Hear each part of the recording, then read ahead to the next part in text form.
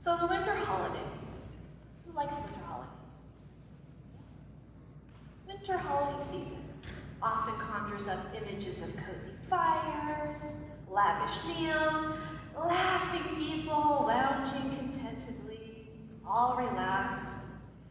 If you grew up in the church that observed Advent, perhaps you've been told, kind of heard this message around this time of year, that this is the season that's all about waiting, creating space, stillness, so that you can witness God's glorious entrance into the world. So slow down.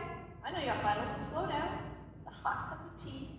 Go experience spiritual enlightenment as you pray serenely in holy bliss. That's what you're all doing right now, right? Ah, yes. Where are these mythical creatures who must live in a different dimension? Because most of the folks that I see have dark bags under their eyes, an overload of caffeine coursing through their veins, and 10 too many tasks that they are trying to get done. They alternately run around frantically like everything is on fire, or lie semi-comatose on those black leather couches. I've seen you lying there, asleep, pretending to study. Silent night does not mean a sweet baby sleeping in a manger. It means midnight panic while trying to cram an entire course load of information into one's brain before an 8 a.m. exam. We are in the home stretch of the semester, but it's often the most difficult stretch. Final papers, projects, tests to complete. It may feel like that you are just army crawling up your wastebasket hill through sleet, snow, and mud to get to the finish line. No one cares about style anymore, balanced meals, or even showers. It is just dragging oneself through with a constant companion of coffee, laptops, and the lack of sleep. And as often happens when we are already overwhelmed by everything we have to do, things in our lives often choose this exact moment to completely implode. Anyone know what I'm talking about? Well, today's scripture from the prophet Isaiah. This was a word that was spoken to a people who were already at the end of their rope, when things imploded even further. So at the beginning of the book of Isaiah, the prophet warned Israel, the people that he was talking to, that they were about to reap the consequences of their corrupt ways, having neglected the vulnerable and made a mockery of justice. So sure enough, what we find out is that violence and war come to their door, and the Israelites were carried off from their homeland in a forced deportation. They found themselves weeping by foreign rivers as they adjusted to life under the oppressive rule of the Babylonian Empire. They were now suffering in the ways that they had caused suffering for others. So understanding this context of this prophecy makes Isaiah's words of promise that much more astounding.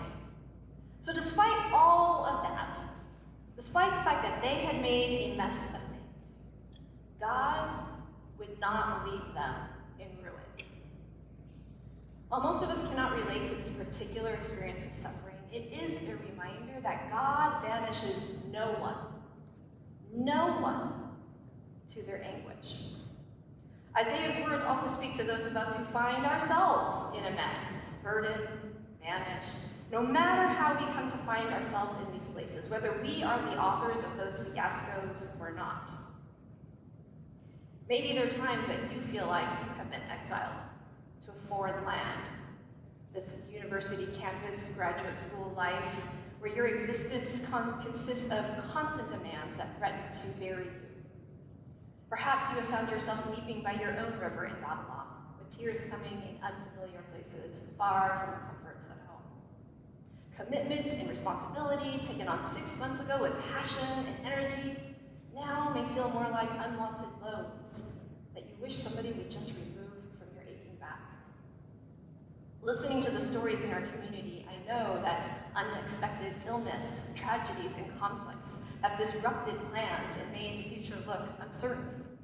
Significant relationships have fractured, causing major disorientation, and we wonder if the ways that we have failed and made mistakes in our academics, our work, our personal lives, if those will catch up to us and ultimately lead to our downfall.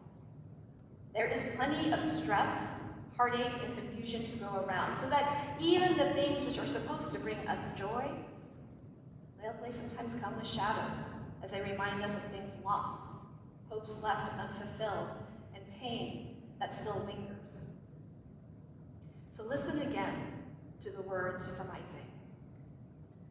The wilderness and dry land shall be glad. It shall blossom abundantly.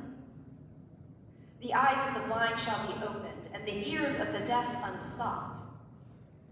Waters shall break forth in the wilderness. The burning sand shall become a pool. Notice that it is not that God gets rid of the wilderness or dry land, doesn't chuck it out. God does not replace the broken eyes and ears. Instead, God takes what is right there, broken and all, and transforms it. I think so often we wish that we could just toss out the parts of ourselves that bring us shame, misery, as if we could just wave a magic wand and erase it. But God does not ask us to hide it or deny any of it. Thank goodness, because if we are honest with ourselves, we might have to make our entire selves disappear. No, that is not how God works. Scripture reminds us that Jesus enters right into the debacles, all of the catastrophes that we feel like we are in, to be with us. God is with us. I want to show a video from an event that happened 30 years ago, because I think it helps illustrate the way that God walks with us, especially when we find ourselves in pain or bewildered by what has happened to us. It is from the Barcelona Summer Olympics, and it features British track athlete Derek Redmond. So Redmond had actually been at the 1988 Olympics, but he was forced to withdraw just minutes before his race because of an Achilles injury, a heart-wrenching decision. So he spent the next 4 years recovering and training hard for another chance to win at the 1992 Olympics. And he did really well in the first couple of heats. He was favored to medal. Then this happened.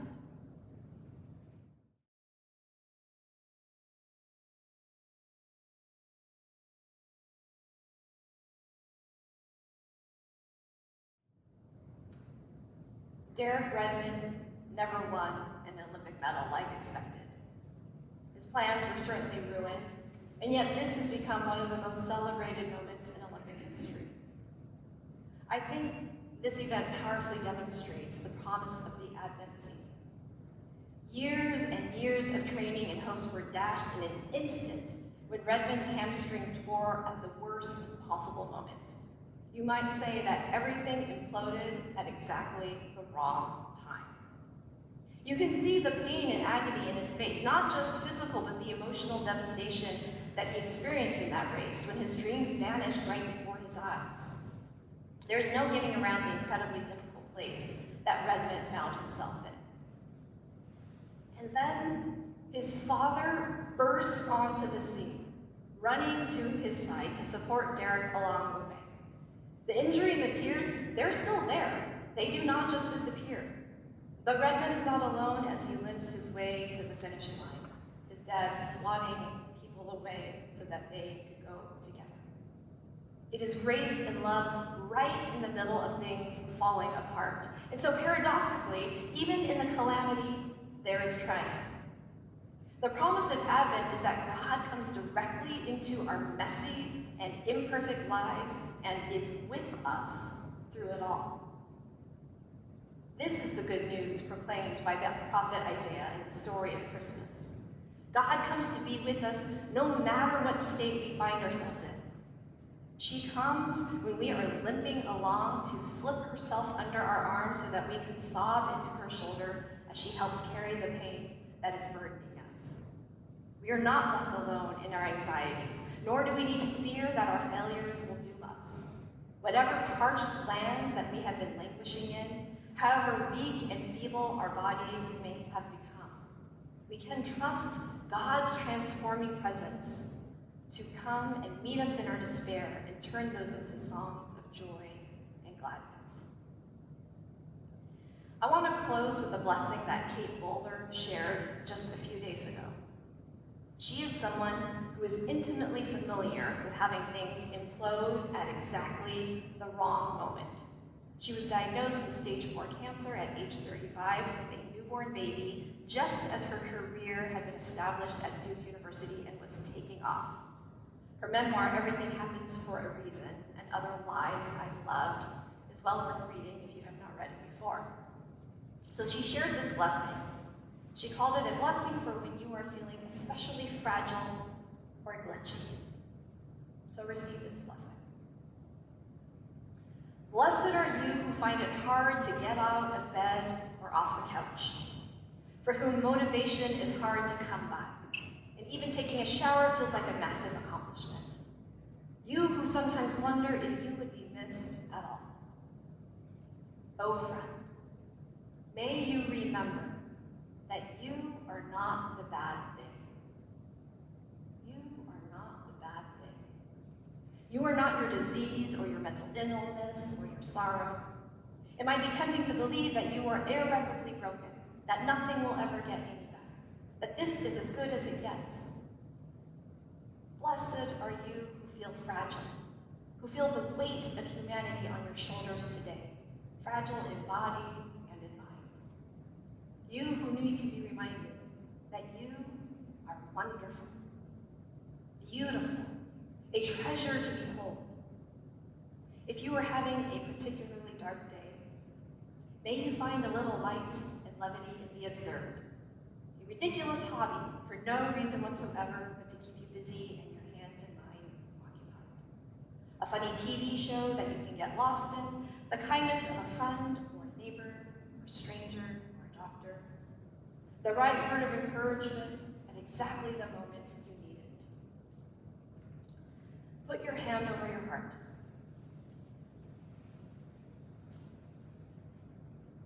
Feel that steady beating pulse, the life running through your veins, the rise and fall of your chest, your body living without you having to remind it to. I'm going to tell you something that my sister said to me on my particularly terrible day. She said, "The world has changed, dear heart, but don't be afraid. You are loved, you are loved, you are loved. You will not disappear. You are here. So hold on, dear one. That feeling will not last forever. You are not alone in your terribleness. You are loved, you are loved, you are loved. You will not disappear. You are here." Let this blessing breathe and live in your body. A reminder that God has come to be with you no matter what state you find yourself in. You are not alone. You are loved, you are loved, you are loved.